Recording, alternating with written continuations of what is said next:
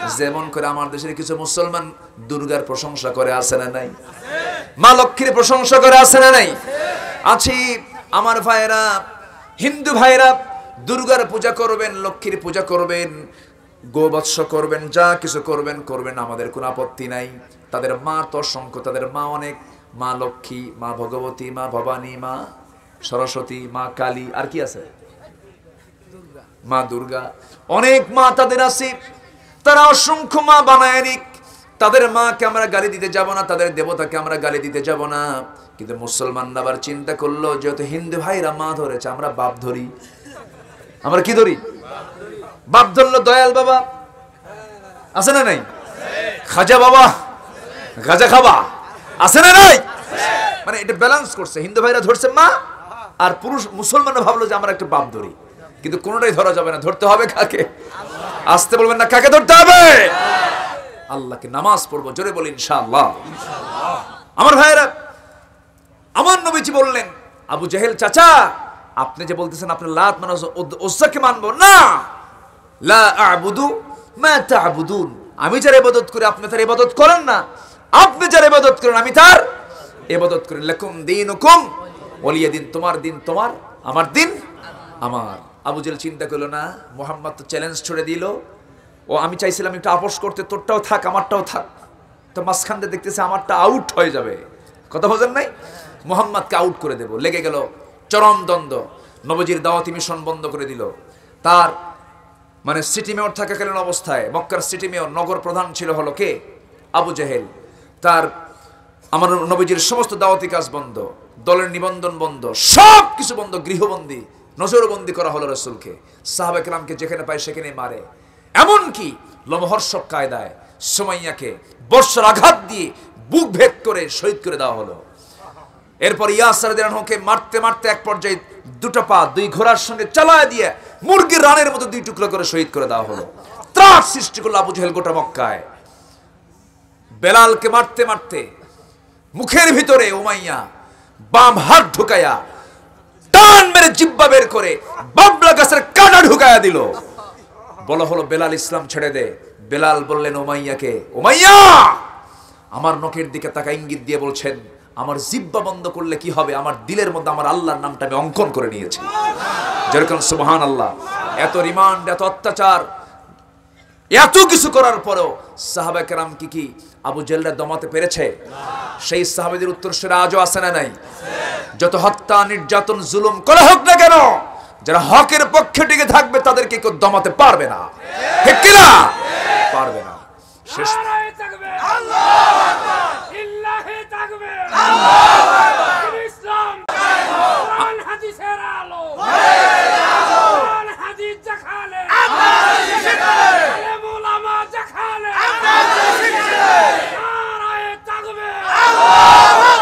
আল্লাহ কবুল করুন, জোরে বলি আমিন। আমার নবীজি টিকতে পারলেন না মক্কায়। রাসূল কি কারো বাড়িতে আগুন ধরাই দিছিলেন? কাউকে মিথ্যা কথা বলেছিলেন? রাসূলের নাম আল আমিন খেতাব দিয়েছিল তারাই, ঠিক কিনা? তার সম্মান নবুয়তের আগে সবার কাছে সমান ছিল, খুব দাম দিত রাসূলকে। কিন্তু রাসূল যখনই বললেন জমিন যার, আইন চলবে তার, হুকুম কারো মানা চলবে না, হুকুম মানবো আমরা কার? আবু জাহেল কয়, জেনা আমার নেশা, মদ খাওয়া আমার বিশাল কারবার, সুদের কারবার, আমি এগুলো বন্ধ করতে পারবো না। টক্কর লেগে গেল, নবীজি টিকতে পারলেন না, দাওয়াতি কাজ বন্ধ হলো। চলে গেলেন তায়েফের মানুষকে কালিমার দাওয়াত দিতে। তায়েফ গিয়েছেন কিনা আপনারা কয়জন? হয়তো অনেকে গিয়েছেন, হজ করতে গেলে তো তায়েফে যায়। আপনি মনে গেছেন তায়েফে? তায়েফের আবহাওয়াটা আমার দেশের মতো এখন খুব সুন্দর, আলহামদুলিল্লাহ বলেন। তায়েফে কোনো এসি লাগে না, মুকাইফ মানে কি বলে যেটা এসি যে লাগায়, এয়ার কুলার, এটা লাগে না। তায়েফ এত সুন্দর একটা শহরের নাম, সপ্তাহে 3 দিন বৃষ্টি হয়। সুবহানাল্লাহ বলেন। মানে আমার দেশের চেয়েও সুন্দর আবহাওয়া হচ্ছে তায়েফের আবহাওয়া। সেই তায়েফে রাসূল দাওয়াত দিতে গেলেন, অথচ তার একটু দূরেই কিন্তু কাবা, সেখানে 55-60 ডিগ্রি সেলসিয়াস তাপমাত্রা, অথচ তায়েফে একদম না শীত না গরম, সুন্দর আবহাওয়া। রাসূল তায়েফের জন্য দোয়া করেছিলেন। সুবহানাল্লাহ বলেন। পাহাড়ি অঞ্চল। রাসূল ভাবলেন যে তায়েফের মানুষকে একটু কালিমার দাওয়াত দিই। তায়েফটা উনি চিনতেন কেন? ওই তায়েফ দিয়েই তিনি চলে যেতেন বনু সাদে, মা হালিমার ঘরে। তিনি 5 বছর তিনি সেখানে ছিলেন, তার দুধ পান করেছিলেন। তো বনু সাদে আমি গিয়েছি, তিনি যে ঘরে ছিলেন সে ঘরটা আল্লাহ পাক আমাকে দেখার তৌফিক দিয়েছেন, আমি দেখেছি। তায়েফে মাহফিল ছিল, মাহফিল করেছি। তো তায়েফে রাসূল যখন গিয়ে বুক ভরা আশা নিয়ে বললেন কুলু লা ইলাহা ইল্লাল্লাহ, তায়েফের মাতব্বর আছে না কিছু, মাতব্বররা সব উশৃঙ্খল ছেলেদেরকে বলল, এই ওর একটু পিটা, ওর একটু মার। উশৃঙ্খল ছেলেদেরকে লেলিয়ে দিল। আহারে, রাসূলকে চিনতে পারলো না, রাসূলকে বুঝতে পারলো না। চিকন চিকন চোকা চোকা পাথরগুলো বৃষ্টির মতো মারা শুরু হলো। নবীর মাথা থেকে পা পর্যন্ত নরম দেহে তার সেই পাথরগুলো ঢুকলো, কুচি কুচি পাথরগুলো ফিনকি দিয়ে রক্তগুলো গড়তে লাগলো। জুতার তলার সঙ্গে তার পার তলার জমাট বেঁধে গেল। নবীজি মুখ থুবড়ে জমিনে পড়ে গেলেন। কাফেররা মুসকে মুসকে হাসতেছে, নবীজি ছটফট করছেন যন্ত্রণায়। আমার নবীজির এমন দুরবস্থা দেখি, শোচনীয় অবস্থা দেখি আল্লাহ পাক জিবরিলকে পাঠিয়ে দিয়ে বলছেন, জিবরাইল দেখো তো আমার দোস্ত কি বলে। এবার রাসূল বলছেন, ও জিবরাইল আপনি কেন আসছেন? আপনি যা বলবেন আজকে তাই হবে। ফেরেশতারা কাঁদবে আপনার জন্য, আপনার জন্য আল্লাহ স্থির হয়েছেন। আপনি এত কষ্ট করছেন দিনের জন্য, এই তায়েফবাসীকে দুই দিকের পাহাড় দিয়ে শেষ করে দিয়ে দেই। রাসূল বলছেন, শোনো জিবরাইল, পাহাড় দিয়ে যদি চাপা দিয়ে যদি শেষই করে দাও, আমি যে কালিমার দাওয়াত নিয়ে আসছি, কালিমার দাওয়াত আমি কার কাছে দেব? মারার দরকার নাই, আমি তাদের জন্য লানত করি না, তারা তো বুঝে নাই। আল্লাহ তুমি তাদেরকে মাফ করে দাও।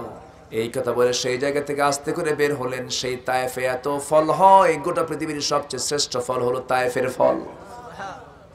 আমার নবীজি সেই তায়েফ থেকে আস্তে করে বের হলেন, রক্তমাখা দেহ নিয়া 3 দিন খান নাই, 3 দিন 3 রাত তার পেটে কোনো খাবার যায় নাই। নবীজি শূন্য পেটে চিন্তা করলেন, এই সংবাদ আবু জেহেল জানলে পরে আমাকে আরো হেয় করে ফেলবে, ওখানে জমায়ের খাইছি আমি। আমার নবীজি করলেন কি, সেই জায়গা থেকে দৌড় মারলেন। এক দৌড়ে একটা আঙ্গুর বাগানের মধ্যে ঢুকে গেলেন। আঙ্গুর বাগানের একজন কেয়ারটেকার তাকে দেখে ফেললো। নবীজি চিত হয়ে পড়ে গেছেন, চিত হয়ে পড়ে আছেন, হুঁশ নাই, কোনো জ্ঞান নাই। ওই ইয়াং যুবকটা কেয়ারটেকার করলো কি, একটা গ্লাসের মধ্যে বাগান থেকে কয়েক থোকা আঙ্গুর পেরে নিয়ে চেপে চেপে মোটে একটা গ্লাসের রস হলো।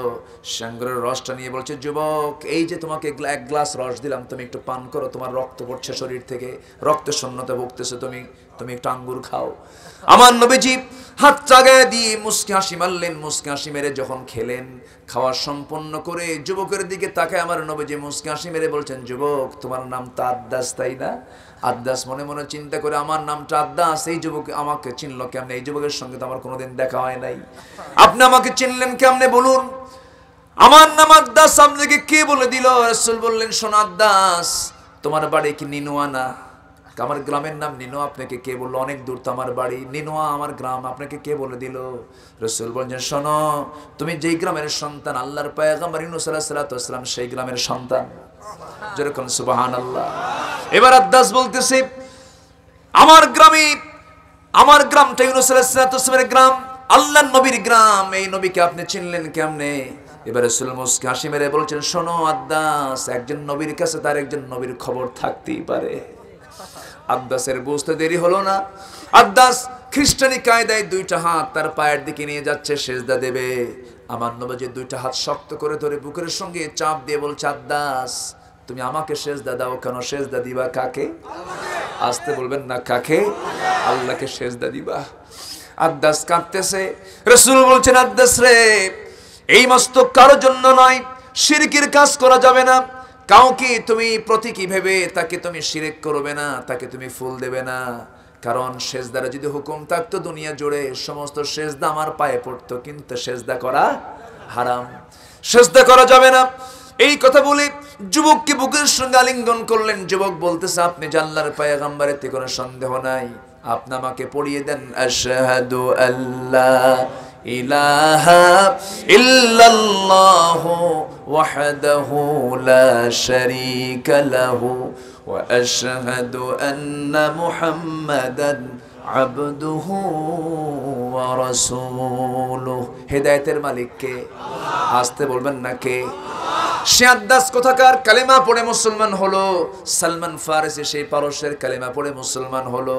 বেলাল সে হাবশি নাইজেরিয়ান আফ্রিকান মানুষ কালেমা পড়ে মুসলমান হলো। আর আবু জেহেলের বাড়ি আমার নবীর ঘরের সঙ্গেই তার কপালে ইসলাম।